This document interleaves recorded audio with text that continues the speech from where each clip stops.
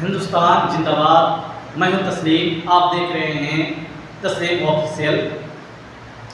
बड़े अफसोस के साथ आज ये कहना पड़ रहा है कि 15 अगस्त के दिन नरेंद्र मोदी यानी भारत सरकार लाल किला से लोगों को संबोधित कर रहा था। इधर मीडिया वाले, दलाल मीडिया वाले इस्लाम के खिलाफ प्रोपेगेंडा फैला रहा था। अंजना ने क्या कहा कि इस देश का जब बंटवारा हुआ यानी विभाजन हुआ, जिस आधार पर हुआ, लेकिन वो मकसद, विभाजन का मकसद पूरा नहीं हुआ। उन्होंने कहा कि बंटवारे के वक्त पूर्वी पाकिस्तान और पश्चिमी पाकिस्तान से 83 लाख लोग आए। उनका कहना का यह मतलब था कि हिंदुस्तान से सभी मुसलमानों को चला जाना चाहिए। मैं उनसे ये कहना चाहता हूँ, ये तेरे बाप का देश नहीं है। ये हमारे पूर्वजों ने खून पसीना एक करके अंग्रेजों से लड़ा, उसके बाद इस देश को आज़ाद किया।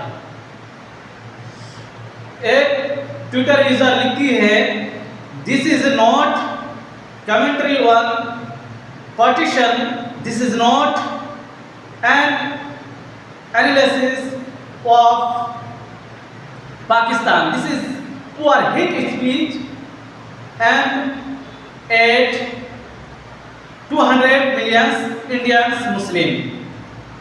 विभाजन का मकसद पूरा नहीं हुआ, लेकिन आज तक का मुसलमानों के खिलाफ नफरत फैलाने का मकसद पूरा हुआ। उन्होंने का कहने का मतलब यह है कि अंजना उम कश्यप ने जो मुसलमानों के खिलाफ जहर उगल रहा है और वो कह रही है, उसका कहने का मतलब यही है कि मुसलमानों को यहाँ से चला जाना चाहिए, मुसलमानों का उनका रहने का कोई अधिकार नहीं। तो एक यूजर लिखती है और उसको कहना भी चाहिए कि अंजना उम कश्यप एक देशद्रोही। देखिए, भारत के नक्शे को उन्होंने भगवा रंग से दिखा रही है, जबकि भारत का झंडा, तिरंगा अशोक चक्र के साथ होता है। देश दंगा फैलाने के लिए अंजना उम कश्यप मोदी, मेरा मतलब अंजना उम कश्यप की गिरफ्तारी होनी चाहिए। और ये हकीकत है, जब मुसलमानों के खिलाफ वो इस तरह के प्रोपेगेंडा कर रही है, तो अभी भी मुसलमानों को ये समझना चाहिए कि हमारा खिलाफ आज मीडिया में, इतना दिन तो आरएसएस और बीजेपी वाले मुसलमानों के खिलाफ बोलते आ रहा था, उनके खिलाफ जो मर्जी है बोलता है। आज मीडिया वाले भी बोलने लगा। उनका कहने का मतलब है मुसलमानों के रहने का कोई अधिकार ही नहीं। तो मैं सरकार से यही कहना चाहता हूँ कि इस तरह के हेट स्पीच देने वालों की गिरफ्तारी होनी चाहिए। आप मुसलमानों के खिलाफ नहीं बोल सकते हैं। हिंदुस्तान के जो मुसलमान है वो हिंदुस्तानी है। अंजना उम कश्यप को अगर पॉलिटिक्स के बारे में या राजनीति के बारे में उनसे सवाल पूछ लिया जाए तो उसका जवाब देने का उसका पास ये क्षमता नहीं है। वो सिर्फ अपने बात को बिखार रही है और दिखा रही है कि हम क्या है, हम एंकरिंग कर रहे हैं। लेकिन उनको तो ये पता होना चाहिए कि देश के बंटवारे के वक्त क्या हुआ था। उनको हिस्ट्री पर नहीं चाहिए, उनको कुछ भी पता नहीं है। इसलिए मुसलमानों, ये क्यों हो रहा है? ये इसीलिए हो रहा है कि हमारा कोई लीडर अभी हमने बनाया नहीं। हमने अपना कोई एक अच्छा लीडर बनाना चाहिए। अगर हमारा आज पार्लियामेंट के अंदर 100 MP होते तो हमारा भी दबदबा होता।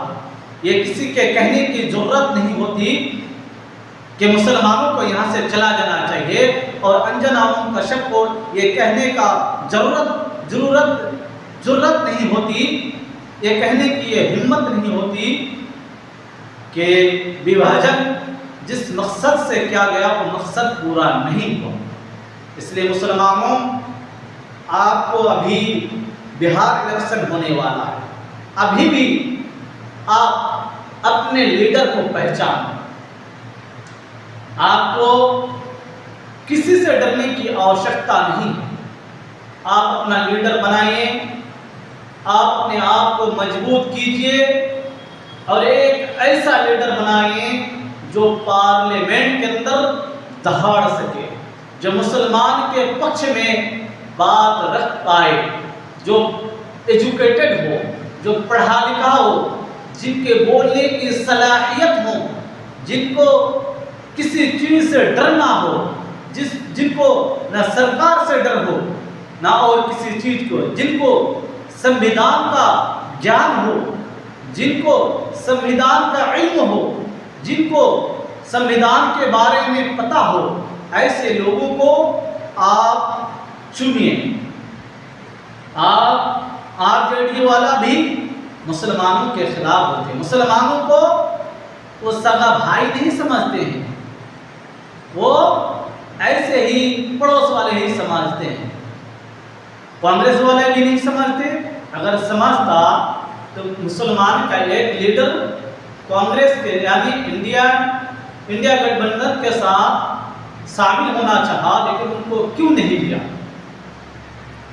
अगर तुम्हारे अंदर इतना ही हमदर्दी था कांग्रेस और राजद के में, अगर इतना मुसलमानों के लिए हमदर्दी होता तो उनको शामिल कर लेना चाहिए था। असदुद्दीन ओवैसी को शामिल क्यों नहीं किया? इसलिए आप अपने आप को पहचानो और राजनीति में हिस्सा लो, अपना लीडर बनाओ।